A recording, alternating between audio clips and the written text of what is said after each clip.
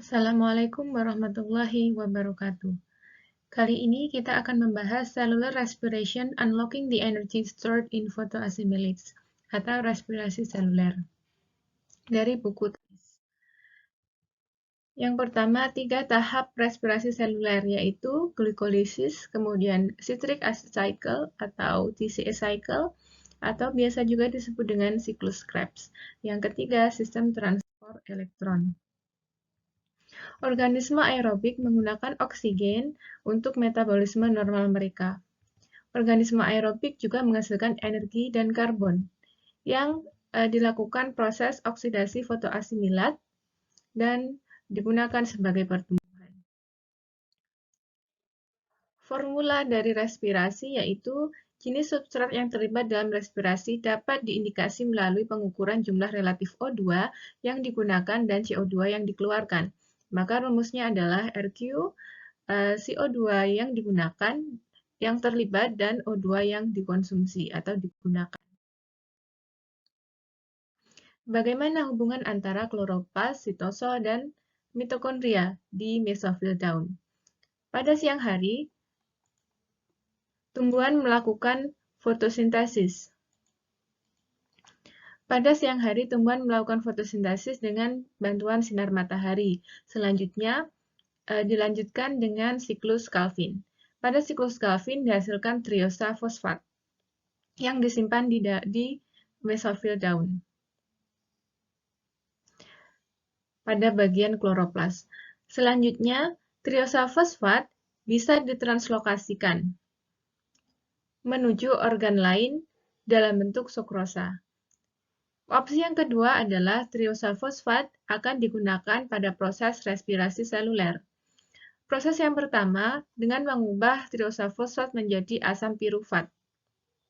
Dengan bantuan O2, maka menghasilkan asetil-CoA. Asetil-CoA yang dihasilkan akan melanjutkan CAC atau TCA cycle dan menghasilkan ATP, NADH, dan FADH yang berguna sebagai energi. Akan tetapi, jika asam pirufat dalam keadaan oksigen stres atau tidak ada oksigen dalam tumbuhan, maka akan dilanjutkan dengan fermentasi atau metabolisme anaerob.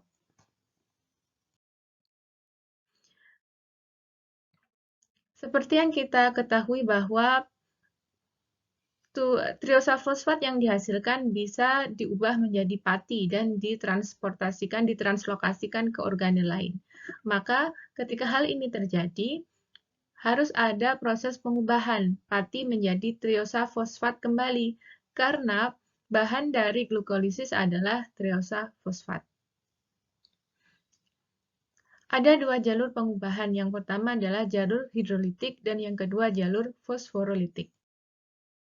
Pada jalur hidrolitik, pati yang terdiri dari amilosa dan amilopektin akan diubah menjadi amilosa diubah menjadi polimer linear dari alfa diglukosa dengan ikatan glukosil 1,4-alfa.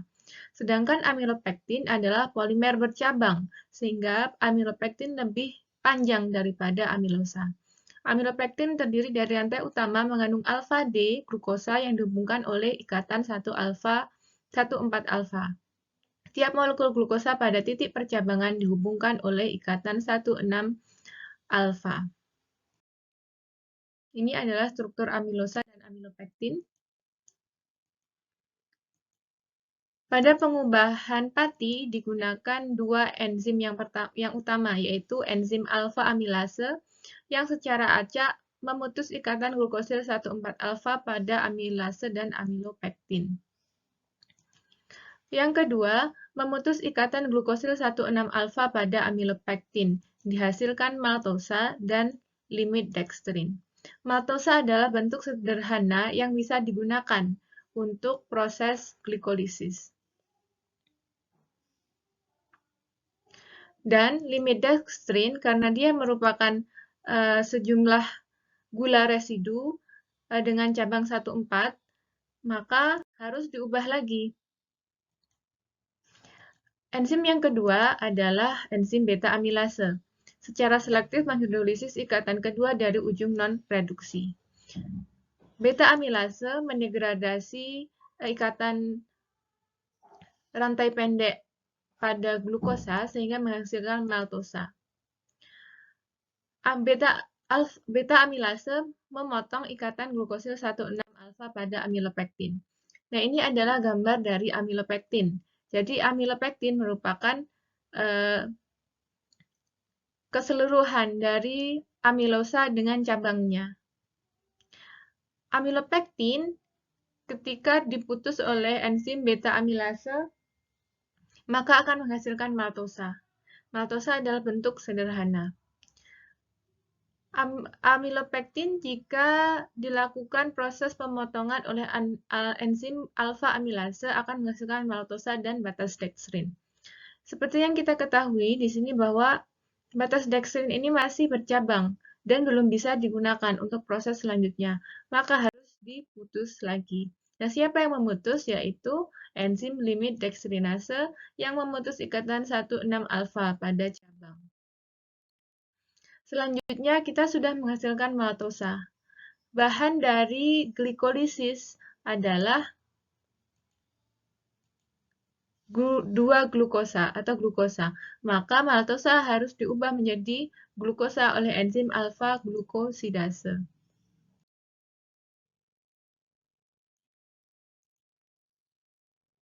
Jalur yang kedua adalah jalur fosforolitik. Ketika suatu tumbuhan memiliki level fosfat yang tinggi, maka akan terjadi proses fosforolitik pati, yaitu dengan menggunakan enzim fosforilase dan bantuan enzim alfa amilase. Enzim alfa amilase bertugas untuk memotong ikatan 1,6-alfa glukosa dan dengan bantuan fosforilase maka butiran glukosa bisa menerima enzim dan berikatan dengan fosfor. Yang ini adalah kedua jalur dari hidrolitik maupun fosforilitik. Pada sebelah kiri, kita lihat pati diubah menjadi glukosa. Glukosa akan ditransportasikan dari stroma menuju sitosol melewati membran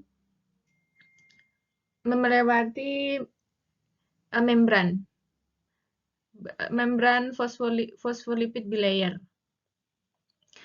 Seperti di bab sebelumnya, yaitu transportasi glukosa dari ruang 1 atau stroma ke sitosol menggunakan protein PAM pada transportasi aktif. Maka glukosa ditransportasikan dari stroma ke sitosol. Glukosa akan diubah menjadi triosa fosfat, diperoleh di sini.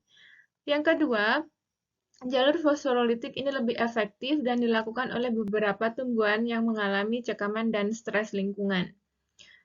Maka perubahan triosa fosfat langsung dilakukan di stroma. Karena triosa fosfat merupakan molekul yang lebih kecil dari glukosa, dia bisa ditransportasikan berdasarkan gradien konsentrasi melewati lipid bilayer. Ketika sudah sampai di sitosol, maka triosa fosfat bisa digunakan untuk proses selanjutnya, yaitu glikolisis.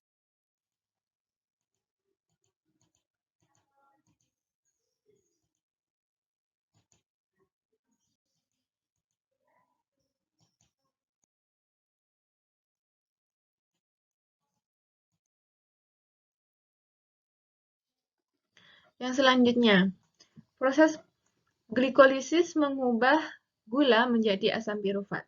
Ada dua kemungkinan, yaitu perubahan glukosa menjadi triosa fosfat. Maka ini hasil dari fotoasimilat diubah menjadi pati, baru diubah menjadi triosa fosfat kembali. Akan tetapi, jika hasil dari siklus Calvin berupa triosa fosfat langsung digunakan, maka langsung diubah menjadi asam pirufat.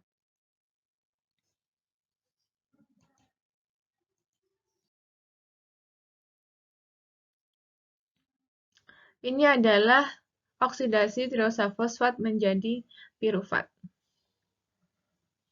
Asam pirufat yang digunakan di sini diubah menjadi hidroksiaseton fosfat dan gliseraldehid 3-fosfat. Gliseraldehid 3-fosfat penambahan satu atom fosfor dengan bantuan enzim glikoseraldehid fosfat dehidrogenase diubah menjadi 1,3-bifosfogliserat. Kemudian diubah lagi menjadi 3-fosfogliserat dengan bantuan enzim fosfogliserat kinase. Diubah lagi menjadi 2-fosfogliserat dengan bantuan enzim fosfogliserat mutase. Kemudian diubah menjadi fosfoenol pirufat dengan bantuan enzim enolase, dan yang terakhir diubah menjadi pirufat dengan bantuan pirufat kinase.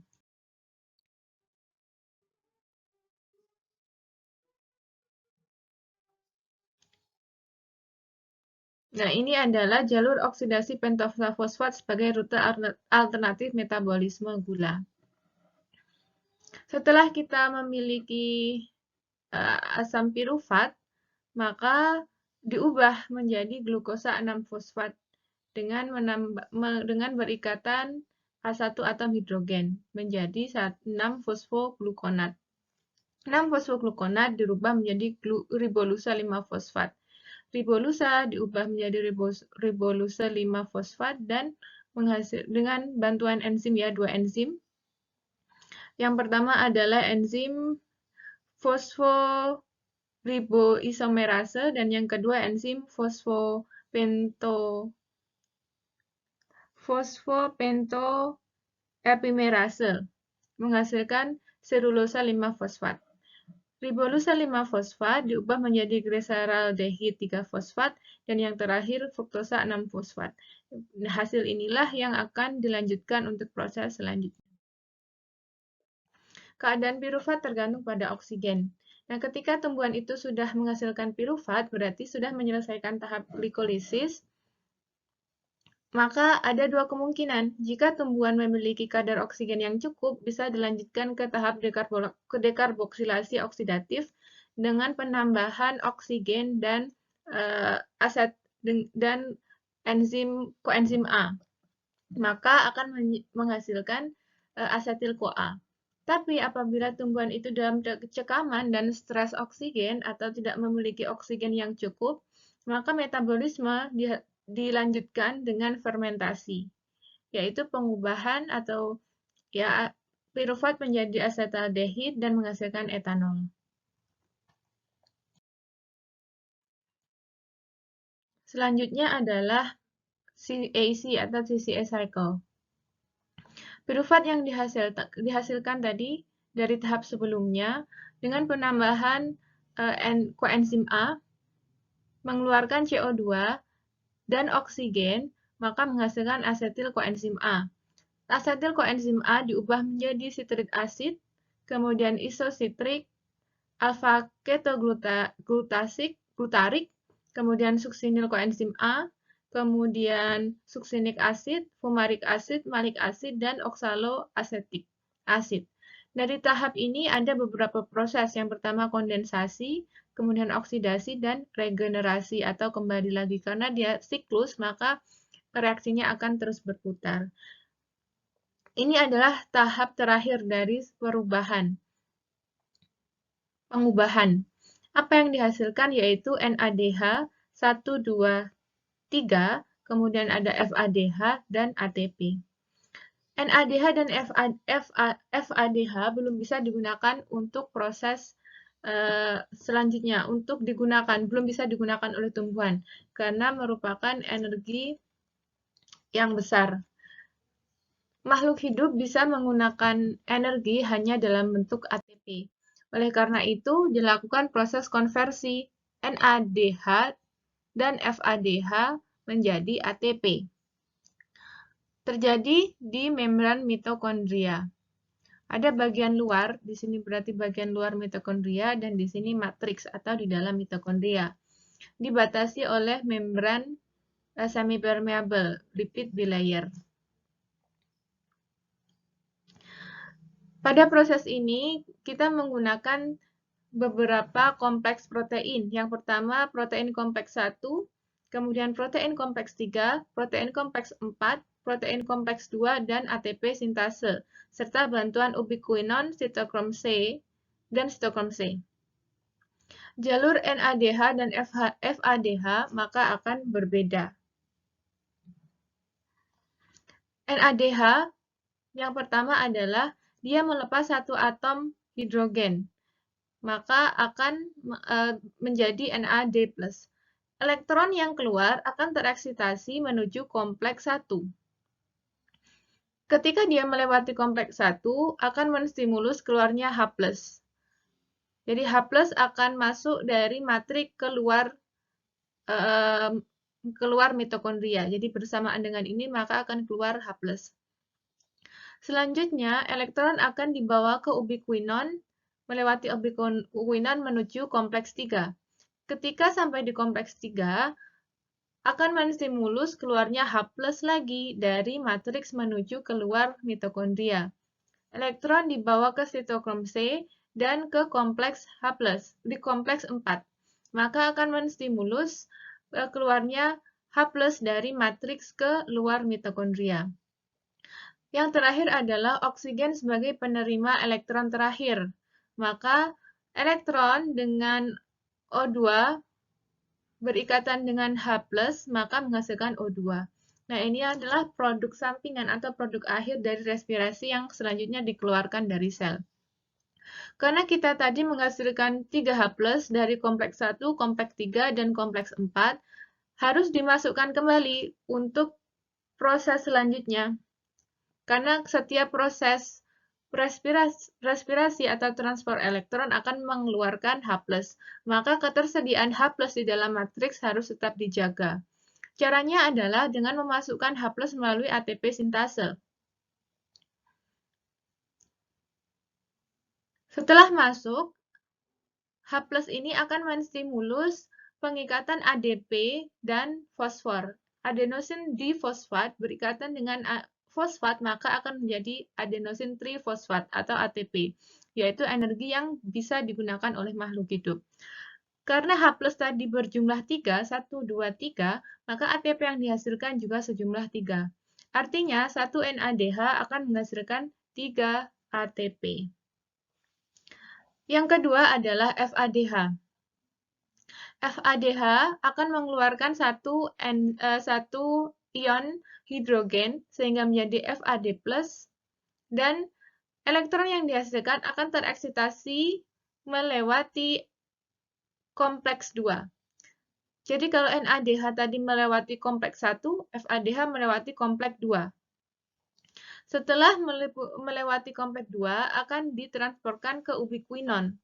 Nah, akan tetapi saat melewati kompleks 2, ini tidak ada H+ yang dipindahkan. Tidak ada H+ yang dikeluarkan dari matriks menuju luar mitokondria. Selanjutnya, dari ubiquinon ditransportkan ke kompleks 3. Pada kompleks 3, ada H+ yang ditransportasikan atau dikeluarkan dari matriks ke luar mitokondria. Oleh karena itu, pada tahap ini ada H+1 di sini.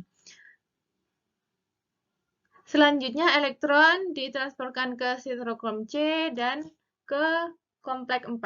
Ketika melewati kompleks 4, ada H+ yang dikeluarkan dari matriks menuju keluar mitokondria. Dan yang terakhir, elektron akan berikatan dengan O2 dan hidrogen menghasilkan H2O. Karena kita memiliki H+ sebanyak 2 yang dihasilkan dari kompleks 3 dan kompleks 4, maka harus dikembalikan lagi menuju matriks mitokondria melalui ATP sintase. Aliran H+ menstimulus pengikatan ADP dan fosfor menjadi adenosin trifosfat atau ATP. Karena ada 2 atom hidrogen, ada 2 H+, maka ATP yang dihasilkan sebanyak 2. Artinya, 1 FADH menghasilkan 2 ATP.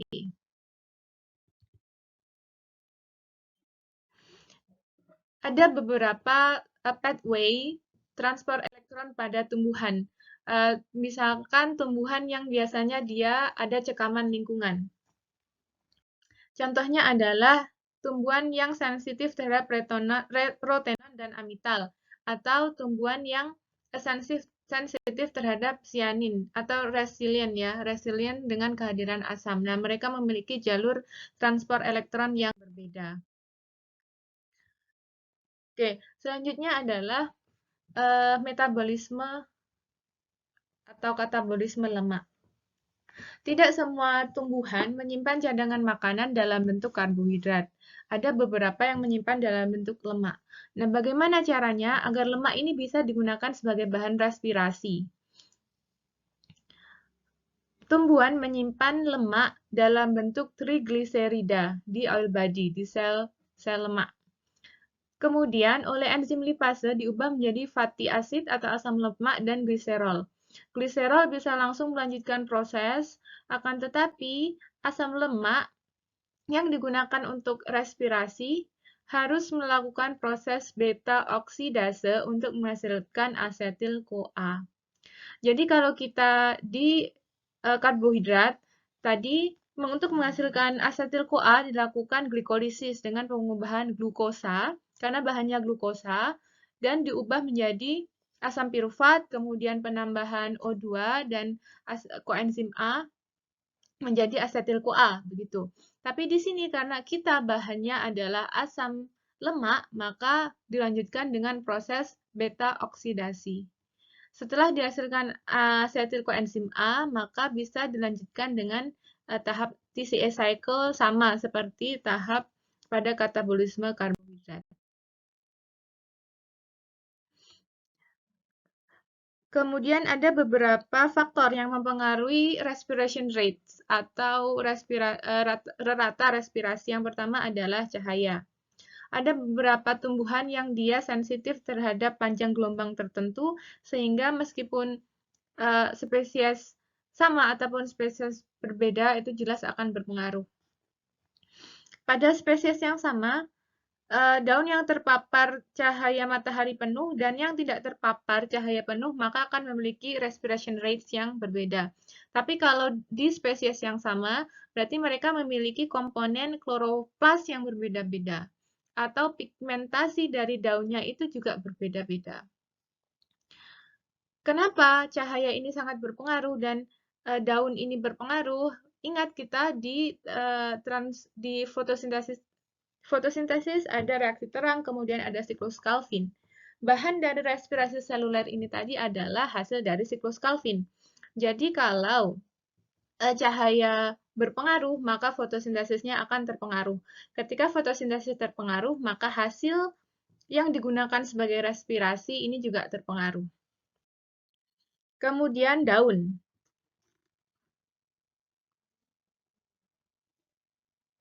Atau usia daun. Ada daun yang toleran terhadap cahaya matahari terbatas dan toleran terhadap cahaya matahari yang terbatas atau tidak terbatas ya. Tidak terbatas dan terbatas.